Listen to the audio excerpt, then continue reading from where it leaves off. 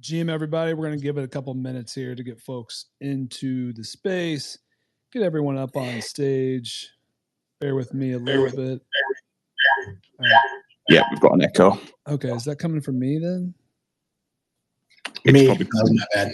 Okay, right, we're all good then. Come from Sam. All right, let me get FOMO Hour up here. We've got Rug Radio up here already. We've got the bright, shiny new Mr. Stats up on stage with us. See some folks trickling in here. Juan Snow, thank you for joining us. Harry Krishner, Jez, Gustavo Erking, Mr. B. Hearing a slight echo. Okay, I think it's going away. Sims, do you hear it still? I think it's because it's me just testing, that's all. Okay. That is good. It should be good now. That is good news. Looks go like for the music whenever you like. Yeah, I think Sims, let's kick it.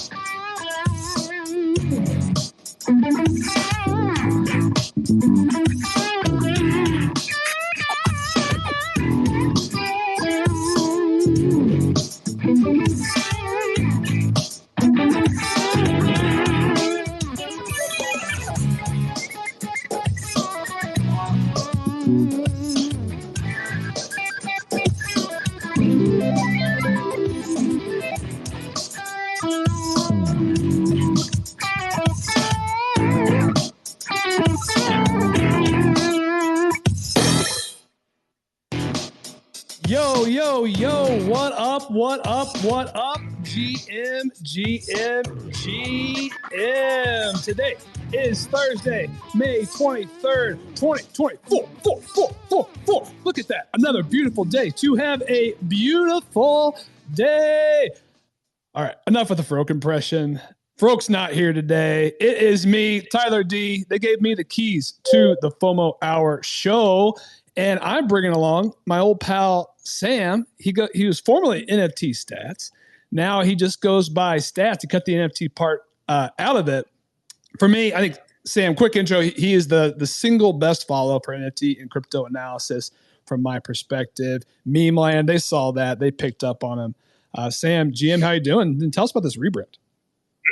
I'm throwing that mirror right back at you because my account's basically just art retweeting you. So it's good to be here. You know, I'm not gonna lie. I woke up like at 4 a.m. It's 8 o'clock now. I was hurting, but I'm having some coffee because I'm on FOMO hour and we're gonna go all out.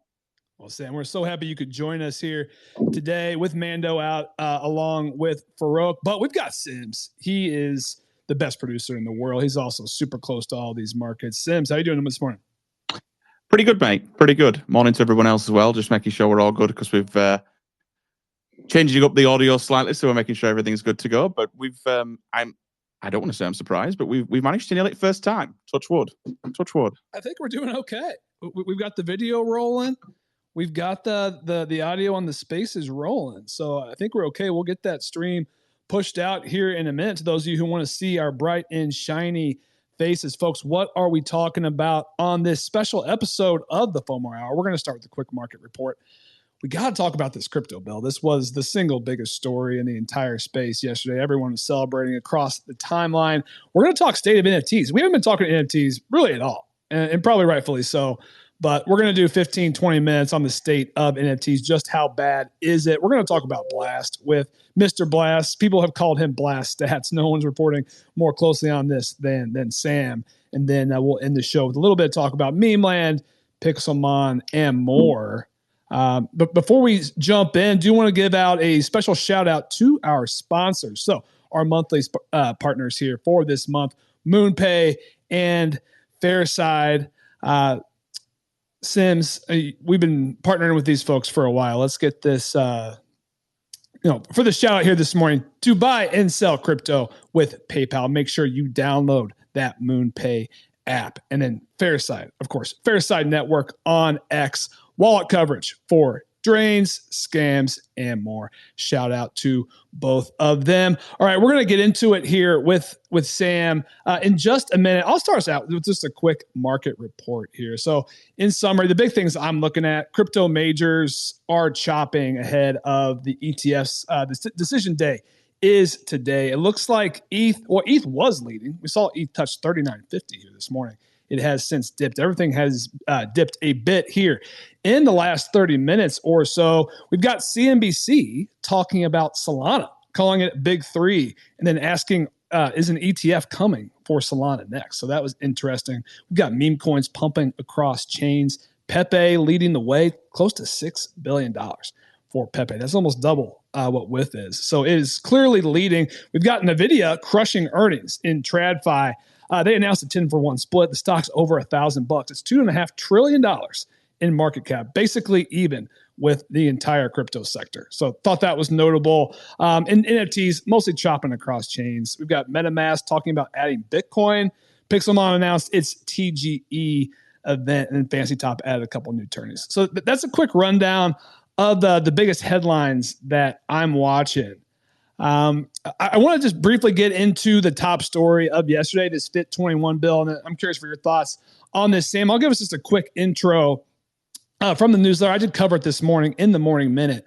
Go subscribe to that if you haven't already. But folks, basically the story here, the U.S. House of Representatives, they did approve the crypto FIT 21 bill with a resounding 279 to 136 vote. So bipartisan, huge majority on this. The bill itself, if you're not familiar, is going to establish a team to regulate the U.S. crypto markets and consumer protections. It's going to define responsibilities between the SEC and the CFTC as the new leading regulator of digital assets. It's going to more clearly define whether a crypto token is a security or commodity. And then it's going to require digital asset developers to provide some disclosures and information about their product.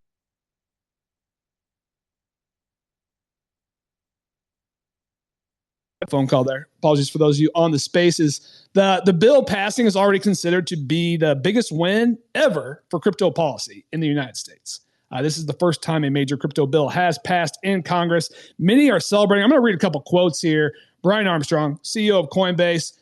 This is a resounding win in the House for clear crypto rules and a complete rejection of the nonsense being spouted by those who tried to kill this technology. Voters will not forget. Sensible regulation of crypto just took a big step forward. Next step is the Senate. Then Tolley, co-founder of Solana, he weighed in. I am so bullish on the USA right now. Bills don't have to be perfect. Don't let perfect be the enemy of the good. Pass, iterate, accelerate everything. We also saw Chris Dixon at A16Z. I think he weighed in with a fairly balanced take here.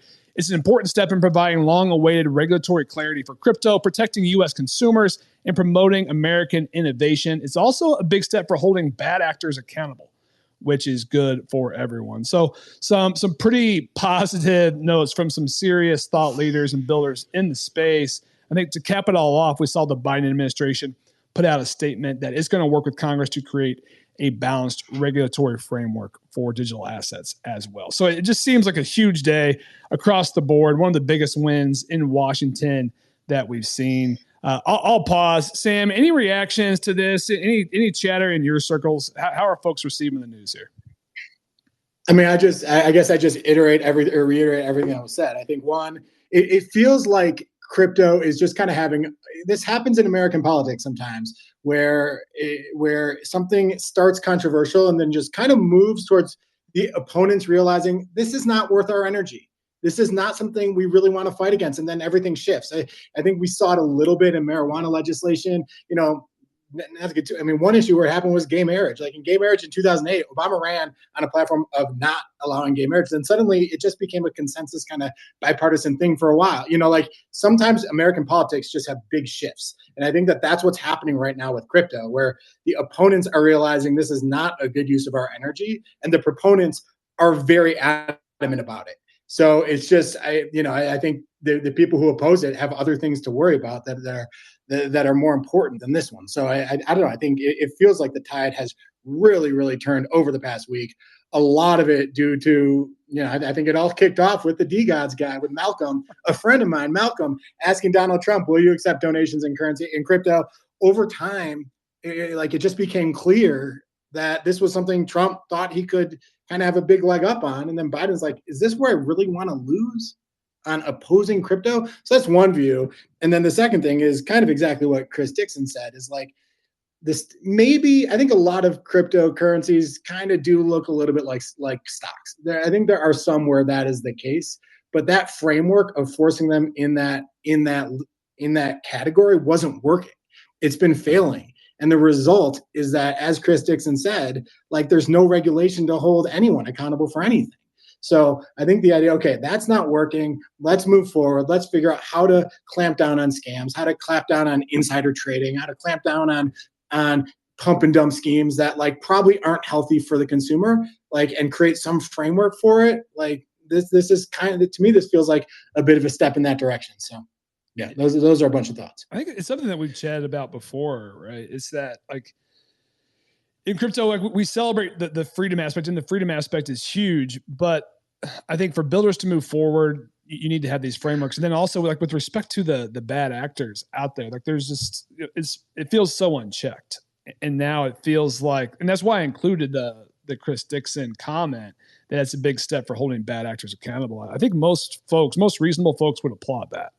Right. Yeah. At some level, you need some sort of framework if this is all going to fit into like something that works for people. So that, Carly Riley is one of my favorite commentators, and she's just always saying this. Like, she's just saying the fact is, like, everyone's just guessing because there's no framework.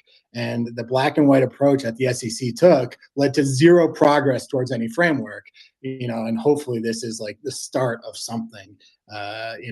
Clearly it's not going to be a free for all. And I think there are people who want that free for all, like for people. And so for some people, this isn't great, but I think by and large, progress towards something that's kind of at least creating a bit more of a understood kind of framework is a good step. And I know now it hasn't passed Senate. That's the other piece, but that is the other piece. And a lot of folks are saying it's not going to pass, which is, I'd be surprised about that. I mean, I'm not one to disagree with political consensus because I pay zero attention to politics ever. But how do 30% of Democrats kind of move over in House, and you're not going to get a couple in Senate? That just feels a little bit off. Yeah, I feel like it's going to pass. And I've also seen it's become popular to not celebrate this and say that this is a bad step for crypto. And I saw a lot of takes about that. But I mean, I keep coming back to, what Tolley said, I feel like is just so resounding in the fact that, like, this bill is probably not perfect, but it's the first major crypto policy that's ever been approved or even really talked about in Washington. And it's laying a foundation, and then we can iterate and make it better. I think it's hard to argue with that. On a lighter note, like, is Mac DeGods just like a celebrity now? So, like, have you been chatting with him? I didn't realize he was your friend. He kicked us. We kicked it at ETH Denver. He works very closely with Frank, so okay. He and Frank were hanging in ETH Denver, and we kicked it. I think we got a Telegram together. So I've known him a little bit, and he's definitely having a moment, that's for sure. The thing I'd say about people who say like it's a bad thing, like, at the end of the day, crypto is going to do crypto no matter what the rules are. Like, that's one thing that is entirely clear, is that this industry is going to march to its own drummer, which is why historically, like, I think the ETH NFT news is almost like, the ETH ETF news, it looks like Chopkicks in the comments said it was postponed. But like, I almost feel that's a bigger deal than this bill, because it's like I don't get too downtrodden when politics work against crypto. Find a way to happen regardless. And I don't think politics can sway it too far in either direction, because this industry just kind of marches on, and it's bigger than politics. Uber, when I worked at Uber for 8 years, it was the exact same way. And it still is that way in a lot of countries where it's illegal, but it is a massive business. So I don't, but at the same time, I don't think, I think it's hard to say this is going to be worse than the status quo. And yeah, it's not going to be a free for all, but I think at least providing some framework where you don't have this environment where founders are moving to London if they want to launch a token. Like, yeah, I think that's probably a good thing. Yeah, I think crypto is bigger than the United States, but the folks in the United States are playing a huge role in it. I think can't be argued. Sims, curious for your thoughts. Like, looking at what America is doing from the outside here, or B, like, did we get the breaking news? Is the ETF postponed? Did that just come across? I'm looking heavily at it. I don't see it. I did see it in the chat, but I've not seen it anywhere else. Like I'm checking all the main ones that usually report on this. I don't see the instant report, but BTC did shit itself a little bit. But we are, ETH still looks to be trading above 3,800. Like we were always due a bit of a cool off anyway. We can't always have up only at the end of the day. I'm not seeing any final decision. I'm looking at the main places where it would be. But to answer your question, yes, look, America does play a huge part and a huge role in all this. I often have the comment of Europost thrown at me plenty of times on a morning when things get up and do start to dump. It's kind of still been the Wild West, right? We do need legislation. We do need regulation. You will always have this side that wants full freedom to transact, freedom to do whatever we want. But at the end of the day, if we want to go to that, and it's kind of just mirroring you guys, but if we want to move to that next stage, if we want to bring in that industry-wide level and be something that is open to everybody, there has to be means and ways and staircases to do that, right? And to put those procedures in places, we need something like this first. We need to be able to... The SEC's just been playing cowboy and doing whatever they want, right? There's been no direction. Gary's an idiot. Everything it feels more like a self opinion rather than the opinion of looking after the general US person, which is what their job is to do at the SEC. They're there to look after people's interests. I don't think that's what it is.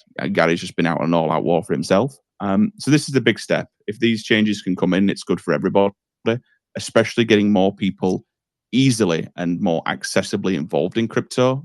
Then that should be the end goal of this. Yeah.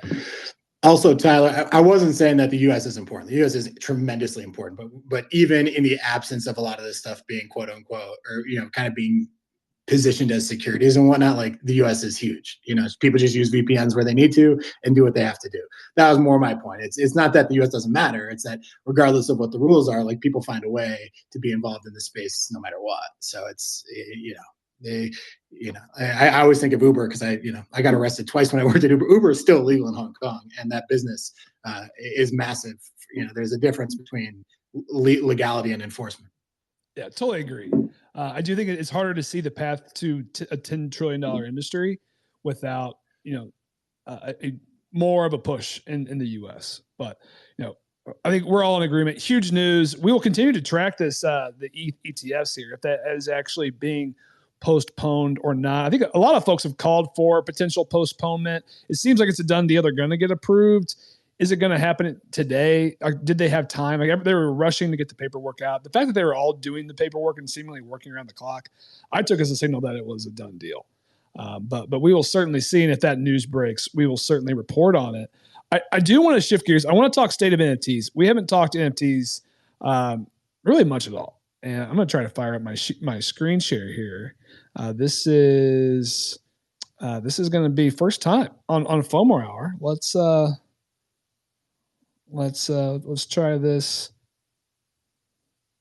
There we go. All right. It's not cooperating. So we're just going to chat through it. I posted a thread last week, Sam, state of NFTs, where I kind of went across around the horn. I talked ETH, Bitcoin, Solana, and Blast, and gave them a health rating, talked about momentum. But in general, I think my final overarching thesis is that its opportunity cost is just too large right now for folks to deploy into NFTs.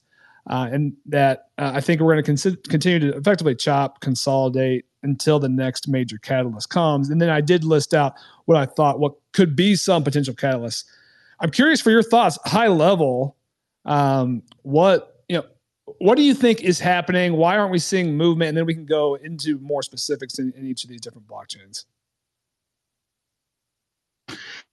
Man, I mean, they're just such FOMO-driven momentum assets, right? So once you start seeing things like supply pick up, it's been down only, broadly speaking, in NFTs with like a couple exceptions. Obviously Pudgy Penguins, obviously Milady's been relatively strong. But aside from those, it has been down only for 15 months. I think there's so much supply that's concentrated still, from airdrop farmers on Blur. Like, I just don't feel like there's any feeling, at least on the ETH Blur ecosystem, like these are NFTs that you have to own. I think if you look at Solana, Solana had a ton. I mean, Solana was entirely dominated by tensor farming. And what ends up happening when like the tensor farmers or any farmers dominate the entire transaction flow and are going after token as opposed to NFTs is supply shifts hands to a bunch of people who don't want it. And we're just in I think a 3-month lull after of all those people who ended up with a lot of supply who are like, okay, well, I got my token. And I feel like for whatever reason, the tensor airdrop did not do the intended effect of getting people more amped about farming and being involved in that ecosystem. So all the main players have been exiting, and it's been an absolute bloodbath over in Solana.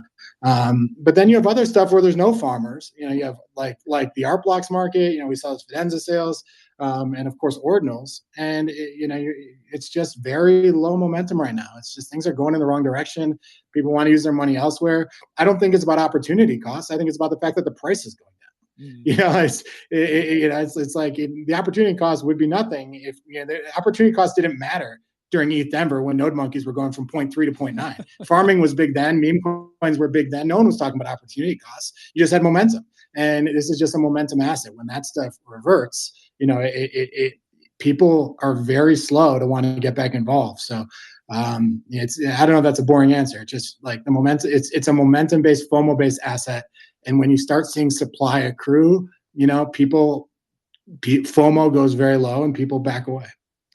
So let's get into that. So what could be the catalyst to bring FOMO back?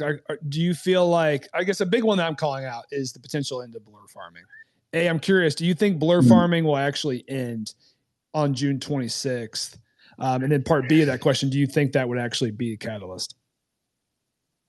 I don't think it'd be a positive catalyst. Just like at the end of Tensor wasn't. I always say, all this airdrop farming that's happened is like drugs. It's not good. It's not healthy for anybody, but it's also hard to withdraw, because you get because you have so much supply that gets transferred to the farmers, and they're still passing it back and forth. They're still bidding and dumping on each other. So it's not so you kind of get these grinds lower, but that all evaporates the minute this ends. And I don't know who's, I don't know who's going to pick it up. I think a lot of these brands just aren't in the best shape. A lot of the utility of NFTs is price go up. So when that reverses, when it loses its cool factor, it loses its status symbol, it loses the pride people have in wearing it as their PFP. So a lot of the benefits you get when NFTs are going up, once they go down, this is kind of the definition of a Veblen good. So I don't know if the end. I would think that, like I said, I think of someone withdrawing from drugs. It ain't easy, even when it's over. It's so it kind of gives you a chance to reset and restart. But I think a lot of these brands are going to have a hard time bouncing back. So it's hard to say. I think maybe we need some new projects. Maybe we just need time to pass and kind of something to work and the FOMO to come back. But it's hard to say. Which brands do you think are holding up the best? And let's put Punks aside, because I do want to talk about Punks here in a minute. I guess I'll go first. And I don't really have huge bag bias. I've got one Pudgy Penguin. It's my PFP. What I will say is if you do the network map of people in different sectors in crypto who are rocking Pudgy Penguin PFPs, I think it's probably the biggest who's who list. Perhaps Punks is maybe above that. I don't even know. So when I look at that aspect of the Pudgy brand, it still feels pretty strong. And I think Azuki's probably still fairly strong there too, but I don't want to lead you. I'm curious for your thoughts on the brands here. I know it's a little bit, of a special spot for you as working for Meme Land, but curious for your take. No, I mean, I think Meme Land's kind of in a different category, to be honest. I think with Pudgy Penguins, yeah, I mean, Pudgy Penguins are kind of still, I mean, if you exclude that run they had to 23 ETH, they're still kind of close to all-time highs. I mean, obviously, take away the past 6 months where they went to 23 ETH and back, but they're doing very, very well. Obviously, they're lower than Bored Ape Yacht Club, but Bored Ape Yacht Club came from 150 ETH to 12 ETH, whereas Pudgy's were at 5 ETH for most of Blur Season 2, and now they're at 11 ETH, And I think that there is a pride around that because they're the ones that are on the up and up, relatively speaking. I think that makes them a more positive status symbol. I think the timeline, broadly speaking, is very positive about Pudgies. I think they're at the right point in that cycle. I think there's a sense that something's coming. You always feel like this team is working on something. They're good at keeping that to themselves, but there's a feeling that something's coming. I always say that anticipation is the oxygen of NFTs. And I feel like with Pudgies, you have anticipation. So I think that Pudgies kind of have everything going for them for where they are in this moment. The obvious other one is Milady. I mean, Milady, it's just very effectively creating the culture of what it does. Like, it's creating something where the group as a whole has a ton of pride. They represent a certain culture, and what are there? 6,000, 7,000, I mean, probably 5,000 holders. You don't need tons of people to love your culture for it to be positive for prices. And I think there are enough people who really identify with the Milady brand. And then there are also a lot of the big hitters in crypto, and they're bringing airdrops to the collection. So that feels like the second one that kind of keeps the mojo going. I also checked Corky's is still above 1 ETH, even over on Magic Eden. I can't believe that one. But yeah, who knew?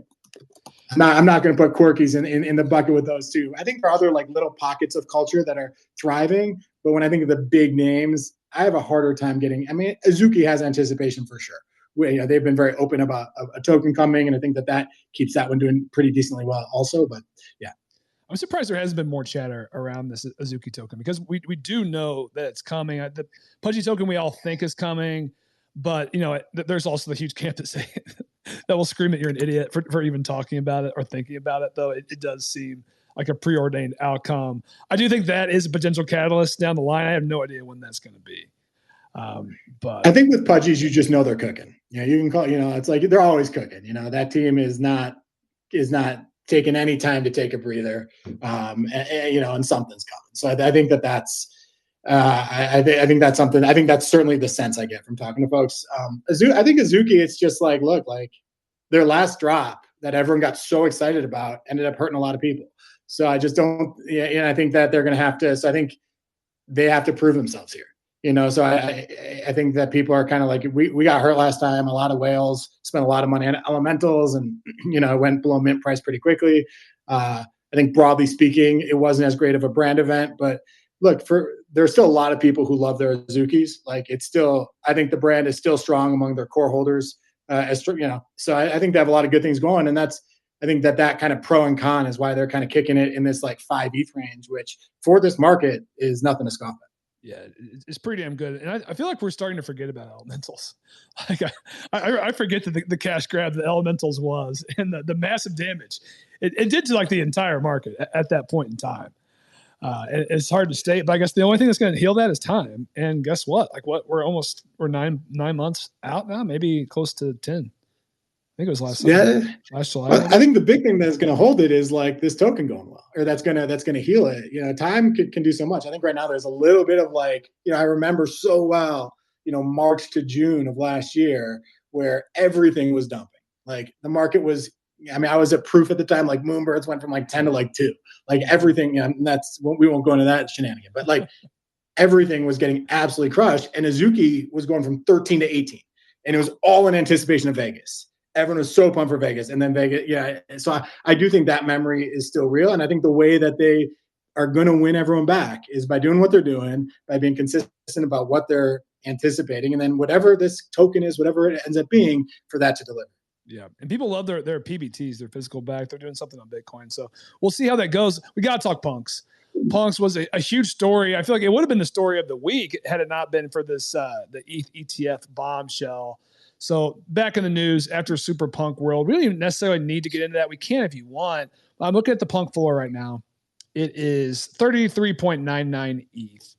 That certainly is down. It is trending down this year, but it's $130,000. So it's $130,000 to buy one of these things. And then if you look at the floor, it still feels thin-ish. If you really are shopping for your forever punk, there's not a whole lot of options below 50 ETH. So that's something I check when I do look at the floor, is how good is the floor, though? It seems like some better ones are starting to pop up. But I posted this question. I'm curious for your thoughts on it, is who is the incremental buyer of punks right now? And my thoughts when I shared it were that the old guard has their punks already. And it doesn't seem like most of the old guard are adding to their punks bags right now. And the folks making money in 2024, which is, I mean, the reality is it's largely the milady culture and others as well. But the miladies are a huge part. Like that cohort doesn't want punks. And I'm not even sure like the guys that I'm trading with who aren't in the milady cohort, I'm not sure they want punks either. So I'm curious for your thoughts on who is the next buyer. I mean, I think the way that punks have always worked is, there's always a few sales a day. You have somewhere between 3 and maybe 0 and 15 sales a day. Like they're incremental sellers who are like, yeah, I'm ready to get some ETH back in exchange for my punk. Then you have incremental buyer. Like you always just have a little bit of both. And I think that the Super World event, whatever it was that happened earlier this week, like just created an outsized number of sellers. And for this space, an outsized number of sellers is like 20 new people. Like that is more than the demand can handle on a normal basis. And then you start getting into the kind of momentum aspects where people are looking around being like, wait, more and more stuff's getting listed. I don't need to buy now. And I like things just grind lower in that environment. I mean, punks have been grinding lower for a couple of years. They've been very, very flat for certain periods. But as far as who the incremental buyer is, I don't get this for any other NFT, but I do get a few people every month being like, hey, I want a punk. Like it's my goal to own a punk. And, I've had 3 people talk to me about that in the past few weeks. Like, which one do you like this one? So I think I do think there are people out there who are like, when I sail off in the sunset, I kind of want to have a punk with me. Like that's something I'm interested in owning, but none of those guys have any urgency. None of those, and the only thing that I think would get them to buy is price going up. It's a bit of a chicken and egg thing. Like you start to buy when you're like, holy shit, it's getting away from me. I had this opportunity at 33 ETH. Now I can't buy them anymore. Fuck, I've always wanted to own a punk. I missed the opportunity. That's when people start to buy, and that's the opposite of where we are right now. There are people who talk a lot about how, while punks have held this 100,000 US dollar floor. I'm not a big believer myself in US dollars as like the proxy. I think most people in this industry do think in terms of ETH, but from a US dollar perspective, there is a certain thing where the floor has been relatively stable. But as I said, that's never the way I personally look at it, but it's something I hear people talk about. It's funny. The FOMO factor is real. It's like I'm fortunate enough to finally be in a position where I could buy a punk if I wanted right now, and I've chosen not to. But part of that is because like I'm not worried that the floor is going to be 45 ETH next week. And exactly. I don't think anyone is. If there was a circumstance where like that, I thought that was a real reality, I think perhaps I would start thinking about it again. The 2 things that I think could happen, like the 2 things I think would be positive for this, let's go 3. But I think the person who's just going to randomly sweep 20, I think that person is out of the game because that's been happening on and off for the past 5 years. But I think the 2 things, one, the big bull market of 2021 was, there were a few catalysts, but one of the major ones was Visa buying a punk. And I think now, like, you get all these institutions kind of getting into digital objects, I think if you start seeing like, hey, Franklin buys one, or, some of these Van Eck, whoever, some of these bigger organizations that have, that are kind of trying to show that they're into digital objects. Like I'd say like maybe a couple buys from some of that could set off a little bit of a FOMO cycle where guys like you who are like, yeah, maybe I want to own one, but I certainly don't need to buy one now. Like, oh fuck, maybe it's time. I think that could be one thing. I think Yuga's selling it. Like, I think I personally like Yuga. I have nothing against Yuga, but they're just so polarizing. And I know people from all sorts of communities, like from the DeFi community who are just annoyed by the attention that apes got for crypto, from the art community, from like the art community who think like, apes pulled attention away from the art that was in the NFT. I just know people from so many sides who are just so like negatively disposed to them. I'm personally not, and who don't like them owning. So I don't think Yuga wants to own them anymore. Like they can't, like they get attacked anytime they try to make money. It's a cost center for them. Like I don't think they're selling their punks because I think they're worried about reputation. So I don't know if they want to, like, why would they want to own these things? And I think Yuga wants cash. So like I could see a world where that moves on. Now, the obvious question is my sense of punk owners, and it's actually not punk owners. It's the crypto community that speaks on behalf of punk owners. The punk owners are actually a lot more subdued. but the crypto community that likes to dunk, I think they're going to dunk on anything that happens, and it's a very hard disposition. But those are a couple of the potential things I could see that could turn that one around. So it feels like so many folks just hate Yuga at the helm of punks. Like Phantom Scribbler, he's one of the folks I follow. He rocks the punk with the autoglyph background, and I think he tweeted this morning that Yuga acquiring the punks was the single worst thing that happened to the project. And like you just see those takes like once a week. Well, they're just such bad takes, honestly. Like because these people don't remember how toxic punks were before Matt and John sold. Like it was like I know Matt and John, and they were attacked so aggressively nonstop. And a lot of because they wouldn't, Matt and John kind of stuck to their guns that they didn't want to give up all IP. Like they wanted it. So if someone with a hoodie punk was in the KKK and said like punks represent the KKK, here's my punk, that's our symbol. Like Matt and John held on enough of the reins that they could actually say, no, that's not an okay use of our IP. Whereas at the time, Yuga was saying it's your IP, you can do whatever you want, you can sell. I think it was really like a big nothing story, but like Matt and John were like, no, we're going to hold a little bit just to protect our reputation. And you had a firestorm because of that. A lot of the biggest holders rage quit. 4156 had the famous sale, which it wasn't a rage quit. He sold his 8 punk for $10 million. That was massive. The way they handled V1 punks, V1 punk, where like they were getting absolutely destroyed. And I think Matt and John were just like, we can't take this anymore. Like the animosity towards them was much more aggressive. Yuga basically has done nothing. Like they've held this thing for 2 years until this thing, which is the first thing that like just really kind of misvibed the community. But like they did the Tiffany's necklace. They've done a bunch of brunches. They created a book. They made a poster or a print with avant art that sold for $1,000 and within days was selling in secondary for 3 ETH. Like they've really done basically nothing. And then they did this one thing that was off 5. But anyone who says like that was the worst thing ever does not remember what it was like before they got sold. The problem is like you can't even, if you don't like Yuga, them selling it is also just a massive risk, right? Because now you have the new owner and all the potential execution risk. Like, is there even a good buyer? Like, is there anyone that you would be happy with? Like if they acquired crypto? I feel a little uncomfortable even talking about this because I have no idea if they even want to sell. And like, I don't represent Yuga. I've never worked for Yuga for a day. I've never talked to Garga. Yeah, I've had a couple of conversations with Gordon. I've never spoken with Garga. Like, what do I know? But yeah, it is a risk. And that's the problem. You have 5,000 holders and a community full of people who know better, who are going to criticize pretty much anything that happens. But I do think you could find something which isn't as polarizing as unfortunately Yuga has become. Yeah, very fair. Last question. I looked at how much all their they own like 300 punks or something. I think they're worth like $30 to $50 million. That's a lot of money, but people buy alien punks for $16 million and just get one of them. Like if you look at it's not like it used to be where the stash of punks that was owned by the founder. They owned punks 0 through 999. That was what Matt and John kept. Like they do 0 royalties, free mint. The only way they paid themselves was by owning punks 0 through 999. That was like a huge lift.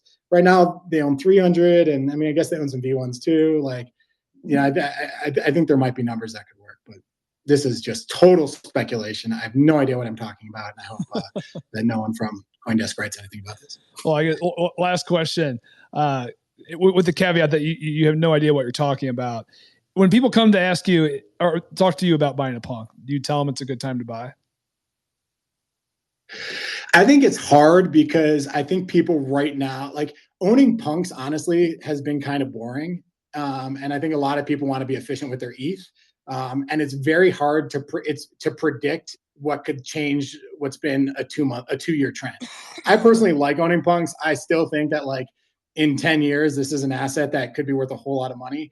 In 15 years, I feel like this is just like a great asset to own for the long haul. I think it has serious provenance. I think that people broadly agree on that like this is the one collection that really has like stay power in a different sort of way. I think NFTs are a little bit like wine. The longer it's survived, the better it is. The older, the better. So I think there's a lot of things about this that are about these assets that I personally really enjoy holding.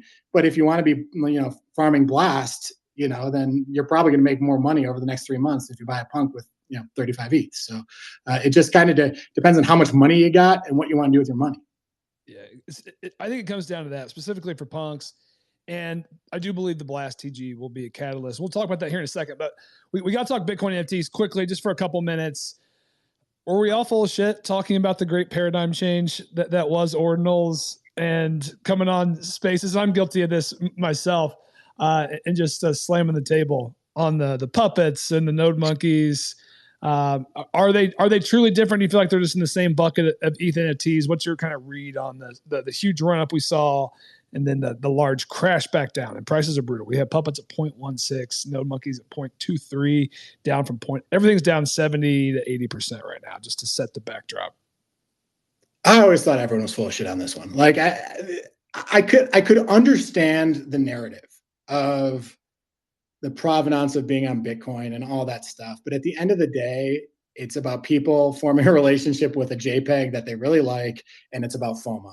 And those dynamics I always thought were very similar to ETH NFTs. I already said, I kind of like punks. I think they survive the test of time. I kind of like, from that lens, I've always kind of liked node monkeys. I've thought like, these survive the I see a case there that these survive the test of time as well. So node monkeys are probably the one that I would buy.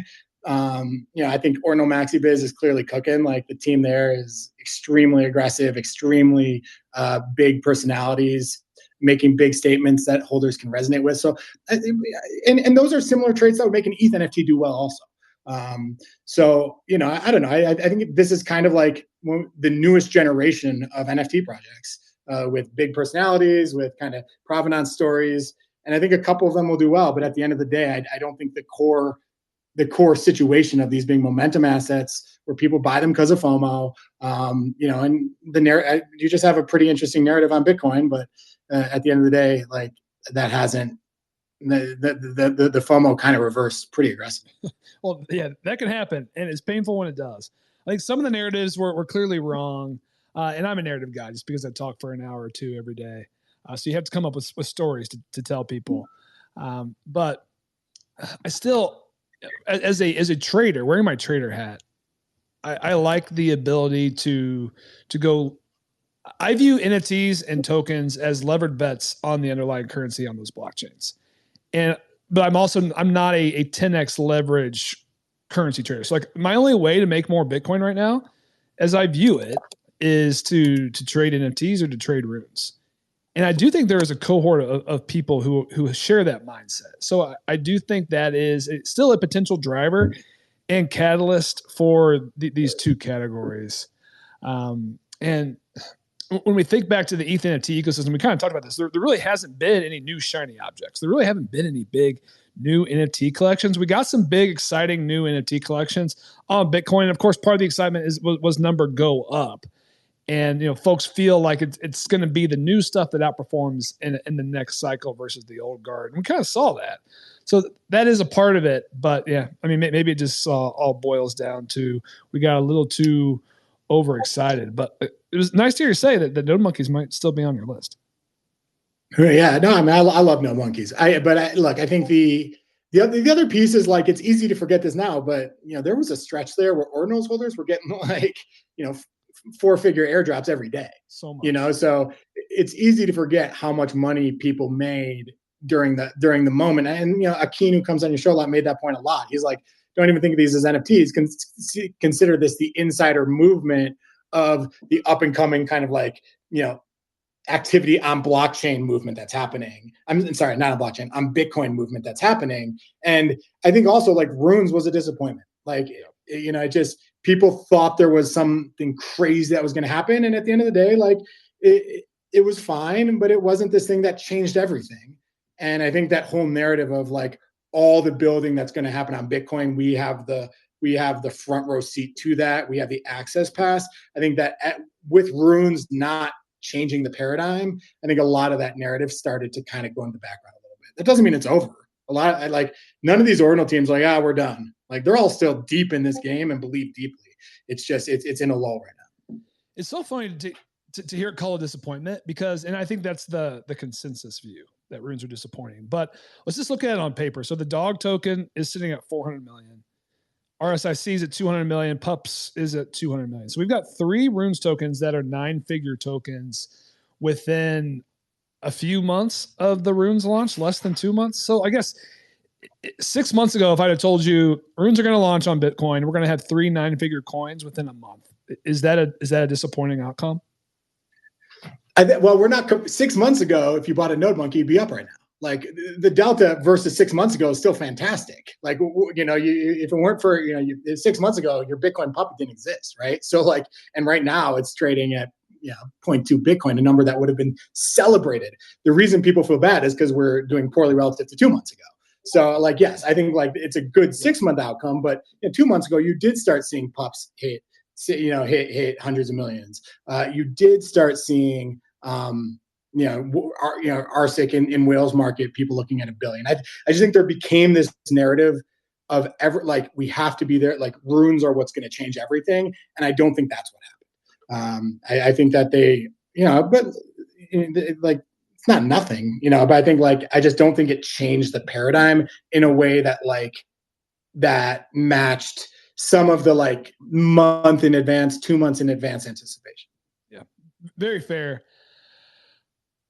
30 minutes on NFTs. Good chatter. I want to talk Blast a little bit, and we can maybe talk the NFT component in this as well, but I do want to switch gears a little bit. So a couple big topics I want to touch on. I want to talk Jackpot, but maybe to start, maybe let's talk your approach to farming Blast. I think you're one of the louder voices talking about this ecosystem. You've been talking about it for quite some time. I think you did share a tweet from your account of which dApps you've been earning the most from, which was kind of a guide of how you are approaching it. But for those who maybe haven't seen that, I am curious, kind of walk us through how you have been looking at this farm, what kind of stands out as the best opportunities here. Yeah. So I moved a lot of money over to Blast on day 2, so I've been a Blast bull for a long time, largely because, I was very critical of Pac-Man during a lot of the Blur era. And, and I stand by I'm not critical of him personally, but of some of the impacts that Blur had.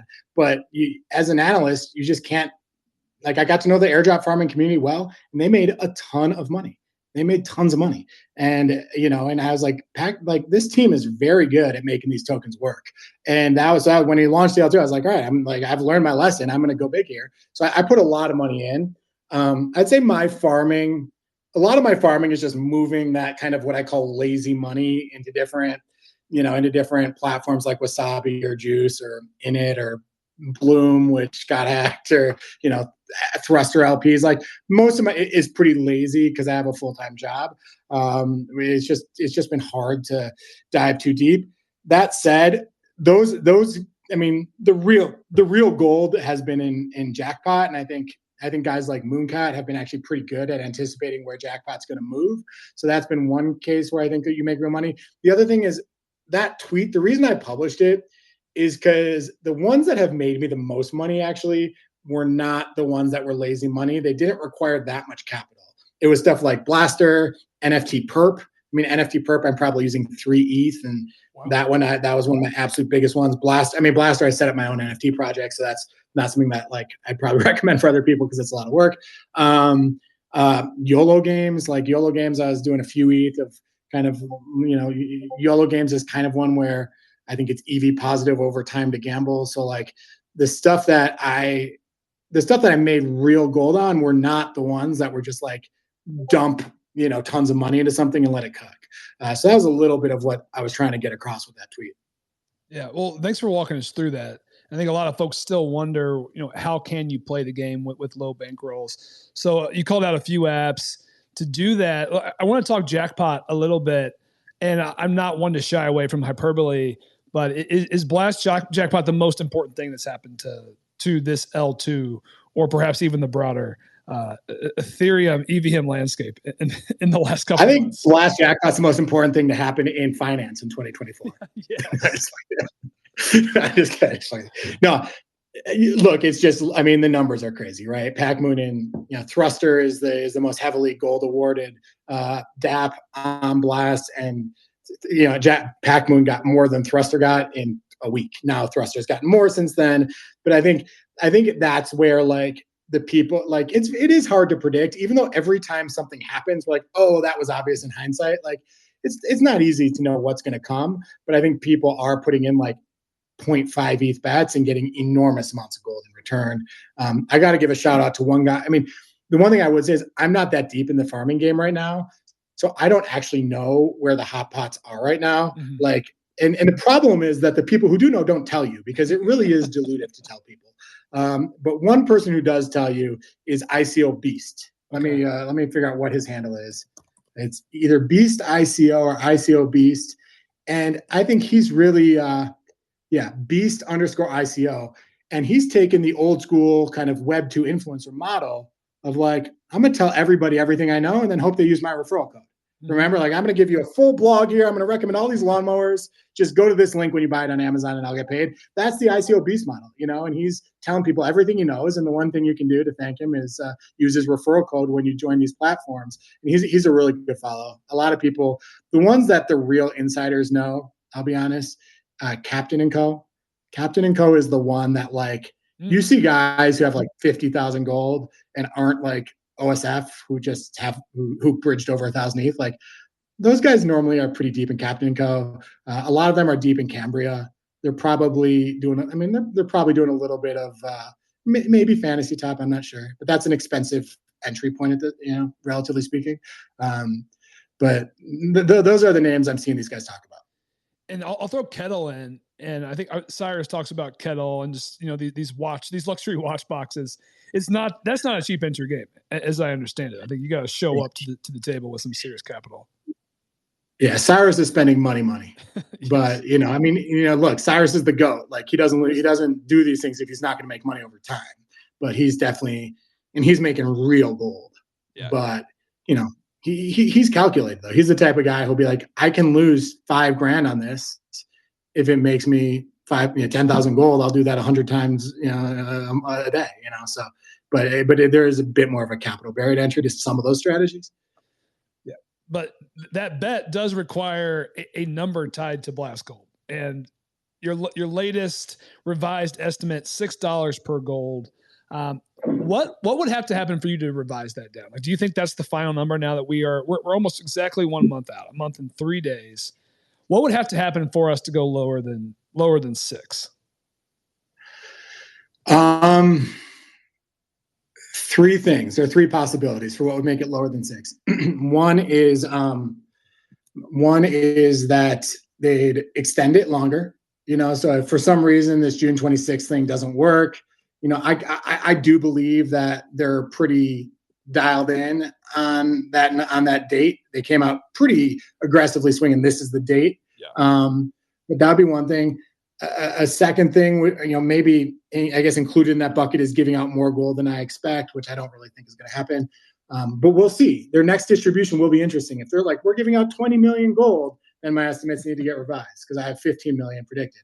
And that's possible. That is very possible. That's one thing. The second thing is like kind of I have no idea what I'm talking about camp is what's the valuation going to be? Like, sure. Markets are very hard to predict. I personally think that my 10 billion estimate is conservative. A lot of people think I'm aggressive, but I think that is conservative. If you look at Optimism, Arbitrum, like those are $11, $12 billion tokens right now, especially with this run up. But, I talked to a Blast founder yesterday from one of the biggest projects who thinks it's going to be a $5 billion token. I don't think these guys know what they're talking about. That would put the market cap, I think, below Blur. But that would be the other thing. And then the third thing would be if they just completely nerf the amount of token they give to people. But I think that that's also more likely to be a surprise in the other direction. Yeah, and those all feel like low likelihood outcomes. So it does feel like 6 is the bottom. And I think $10 or 10 billion is conservative. And you've said it yourself. I think we can definitely see it open higher than that. So I'm still leaning bullish, but a part of the calculus is like, what's going to be around in Q4? Like, do you think that the primary dApps that we're using on Blast right now, are they still going to be in our conversations in November of 2024? Or do you think some of these are just total flash in the pans? Like, how are you looking at the longevity aspect? I mean, the elephant in the room is fantasy, right? And it's yes, we could. I don't think that's I don't think that's going away necessarily. I think like the core use case of people betting on people's tweeting, like that can kind of keep going. It doesn't need a whole lot to keep going. So that'll be an interesting one to track. I don't know. Like you have apps like Juice. Like Juice's like entire purpose is to farm blast gold. Like it's like let's get you like maybe you're paying interest to get like leverage exposure to golden points. So something like that I think is. I'm sure Eric's going to come up with ways to keep this as a long-term business, but the use case right now I feel is very reliant on the farming meta. But we're 18 months right now after Blur launched, and farming hasn't gone away at all on Blur, and it looks kind of similar to when it started. So, these, at least in the Blur example, the longevity I think is much longer than anyone anticipated a year and a half ago. Yeah, I think people keep discounting that when they think about this ecosystem. So I think for your estimate, you're assuming 15% of the tokens are unlocked at TGE for the airdrop. So I guess following a similar model, I don't know if you recall the tokenomics off the top of your head, but like what were the next series of allocations? Was it like 30% for the next one? I'm not sure if you recall for Blur. Oh, for Blur? It was bigger. Well, I think they gave bigger or smaller. Well, Blur gave 51% to the community. I think they gave 12% in the first one. I don't remember how much they gave for season 2. But I think you need to give a lower percent. You don't need to give as high a percent when you have an actual liquid token that people can equate with real money. Mm-hmm. I think one of the divides I'm realizing exists out there is people like you and me. Like we did a news show every single day throughout the whole Blur existence. Like I did a daily YouTube show analyzing everything that happened there. You wrote a daily newsletter. Like to us, this is obvious that points become money. And then this happens in season 2. I think like 95% of people just have no kind of map in their heads for what Blur actually looked like. I think there are literally like 100 of us who do. And we talk about this stuff like it's obvious. But to other people, this is so foreign. That I think once you actually get the real dollars out there, like you don't need to give away as much because people aren't taking that leap of faith from gold or points to redacted to money, Yeah. And even if you don't think it's going to come out at 10 billion, like let's say it comes out at 6 billion, which is lower than both you and I think it's going to come out. That's still so much money left on the table for season 1, for season 2 of Blast. So it's hard to imagine these things are going away. Yeah, I mean, if it comes out at 6 billion, yeah, like what would that market cap look like? I mean, the market cap would be well below $1 billion. Jasmine token, Sandbox token, Marinade stake sold, Gate, Chili's, Safe, Neo, Axie Infinity. There's no way. That's just like a laundry list of tokens that are worth more than $1 billion in market cap. That's why I don't buy it. So 10 billion is FUD. We've got a couple minutes left in the show, Sam. And I just want to talk. There are a couple questions in the comments. Let me IKB, eBrink. Yeah, I love IKB. What are my estimates for fan? I don't have estimates for fan. Why do I estimate gold price and not price per point? I think gold is easier to back into than points are. But I did do a thread about price per points. Is this a stats alt account? No, that YouTube or that YouTube. That's actually Punk 9059, my other Punk, which is my YouTube avatar. And then someone said, "What do I think about the Fidenza sales?" I mean, those things have just grinded lower for so long, and someone wanted to buy Friendtech immediately and sold. So, sorry, I didn't mean to interrupt. Just wanted to go through the questions in the comments here. Oh, thank you for doing that. Quickly on the Friendtech thing, I mean, they're down because the Friend is down, sadly. I still have a fairly large Friend bag, which I haven't unloaded.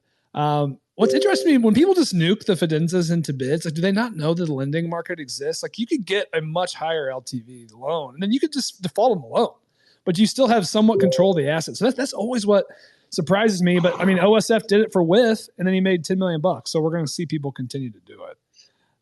Never question that people are like on drugs or on coffee or just need a dopamine hit immediately. Like, it is hard to figure out Gandhi. I'm sorry. It is hard to figure out Arcade. I've like spent time in those. It is not, you list it, you get a whole chorus of people who bid on it. Like, I'm sure it's easier than that, but I think people are just like, fuck it. Like, I need this and I need it now because my brain is literally spinning in circles. And yeah, well, you're right though. Like, there's a lot of uneconomic behavior that goes on out there, and that's how the arbitrageurs in our space make so much money. I certainly understand being impatient, and that's how I am with Fancy Top, where I just nuke my cards into bids whenever I need any free cash to make my next move.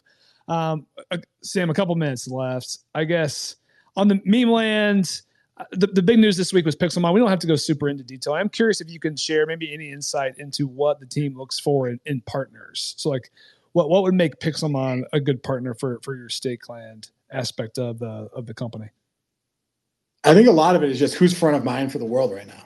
It's like I think Pixelmon is something that like they've just done an insane job going from what was the most memed launch of the entire year to actually being like, actually, there's kind of some interesting IP in there. The meme is interesting IP, kind of because it's a meme. Let's turn this into something. One of the founders has been a holder of MVP since day one, so it's a team we know. A lot of community overlap. Like our community is out there being like, this is a project we want to work with. And then they also just have a ton going on. Really kind of interesting. I mean, one thing that's cool is they're giving 30% of their token to Pixelmon holders. 30%, 5% at TG, and then 25 will be a drip over time. But they're really hooking up their NFT holders. Their YouTube account got a shout out from the CEO of YouTube a couple weeks ago. Like they've built out an incredible social media platform. They just have a lot of sticks in the fire, where I think there's a lot that can go right for this. Great set of investors, like aggressive terms. I think investors were, I think some of the rounds were as high as $300 million for FDV. Like there's just a good list of investors. So I think you kind of put it all together, and we want to work with like one partner a month, maybe two sometimes. And I think all those things also fit with Arsic, who is our last partner. As I said, the Rune story didn't pop off, but Arsic was has always been completely front of mind for Ordinals. This was the hottest narrative. We got who we thought was arguably the top player, certainly one of the top 3 players in that game, a team we liked. Our holders had a lot of exposure. So those are kind of recurring themes for what we look at. I like it. I think you have to be excited about that as a meme holder, as a meme land NFT holder, just having access to these products. You don't have to go out and do your own shopping. You effectively have the team bringing them to you, and then you can go on quest. So I love the model. I'm a fan of it. I guess before we wrap up, any surprises? You're what, 3 months in to meme land? Is it more than that? Honestly, like the reason I joined Meme Land is because they are good people who work there. Like Ray is someone I've been friends with for 12 years. He's a religious guy. Like he takes being a good person very, very seriously. He's been through a lot in his life, and he's out there like, one of the most surprising things I talked to was, my first conversation with our market maker is they said, this is our only client that doesn't sell their own token, because Ray's like, no, I don't really want to do that. And we do, sometimes we'll sell the token, buy captains, like do things like that if we see like a value misalignment, or if we want to invest in another project or something like that. But broadly, like they're good people. One thing that surprised me, honestly, is like Ray is a better CEO than I expected, and I expected him to be good. I think he's a really talented guy. And Char, there's a guy named Char who runs our business development side. I guess we call him the chief growth officer. I call him the CGBO, the chief growth business officer, because everything's a meme at this company. But he's one of the best deal guys I've ever met. And he's also just a truly good person. So like, it's just been a fun team to work with. Like, and they do good things. And overall, I've been pretty happy with how it's gone. Love Char, love Ray, 9gag. It just seems like the team is clicking on all cylinders. So super happy for you over there and the impact you've made. It's going to be fun to watch. Yeah, I mean, if I'm not going to only like just be like a total fanboy, like the other thing that I do know is also it's like Web3, where you're constantly kind of changing things. You're constantly trying to figure out what's next. Like that is real, and that was more so the case at Proof. But here it's like you kind of have to keep up with the narrative and move incredibly quickly. That like if 3 months ago we're like, holy shit, ordinals are hot, and then you come up with, like, you have to adapt your narrative for the moment. And even things that are obvious don't always go the way you expect. And like that part is something that we're constantly adjusting to, but it's a really good team. The holders are great. Like, the holders, like any Discord, like the holders, have mixed views at all times, but after going through Proof, I think every Discord is like the opposite of fun. So by and large, it's been a great company to work for. Well, fair assessment. And you have to keep iterating and moving and shifting in Web3 because our attention spans are about 30 seconds long at this point in time. So you got to keep things fresh and innovating. Well, Sam, this has been fantastic. I want to be conscious of your time. We are over the hour mark. Thank you for joining us. This was such incredible insight into NFTs, Blast, Meme Land, and the team over there. So really appreciate it. Folks, if you're not already, I'm sure you are, but go give them a follow at Punk9059. Go check out Meme Land. Go check out Stakeland. See everything they're cooking with Pixelmon. Pixelmon, shout out to them. They've got their TGE coming next Monday. But Sam, thanks for coming on. Thank you so much for having me. You're the best in the biz at what you do. So always happy to chat whenever you ask, or Amanda or Farouk. I was thinking the other day, I came out in when I was first building this account, they invited me on the show, and I was thinking how nervous I was before I went on that show. It must have been 2.5 years ago. And it went really well and all that stuff. But now it's just so fun because you guys got a lot of the best minds in the space. So always happy to come on. It's funny you say that. I remember that show. And that was the first time I'd heard from you. I was like, who is this NFT stats guy? And it was from that show. So it worked. Yeah. And I think that kind of kicked off your meteoric rise. So one step at a time, man. What really kicked off my meteoric rise was we'll save that for the next show. Okay. Yeah, we'll got to have you back on. Maybe with Farouk and Mando so we can really chop it up. But folks, we're going to go ahead and wrap things up for this episode of the FOMO Hour, episode 123. Thank you for joining us. We'll be back tomorrow. I won't be back, but Farouk and Mando will be back, catching you up on everything macro. Hopefully we've got that ETF news by then. But till then, let's make it a great day. See ya.